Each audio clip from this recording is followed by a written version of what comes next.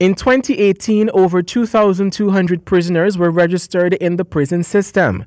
At the beginning of 2019, the Ghana Prison Service records show that there is currently 2,135 prisoners in the system.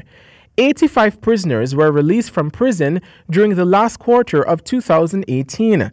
According to Director of Prisons Gladwin Samuels, there is still the problem of remanded prisoners, especially those who cannot afford bail.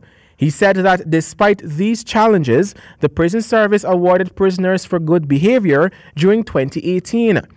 The prison director stated that some of the released prisoners were inmates that were scheduled for release in early 2019 after serving several years in jail. A lot of it took place during November, December, when many persons who were granted bail and could not afford bail were able to do so.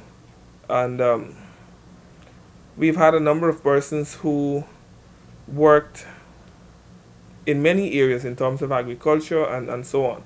So for some persons who would have originally been going home in January, they were granted special remission for the Christmas season. Mr. Samuels opined that continuous reduction of the prison population will depend on the behavior of the public. He spoke specifically of those who are repeat offenders. For that grouping especially, any of those persons return to prisons yet, so we trust that they will continue to be on the right path and not return to prison.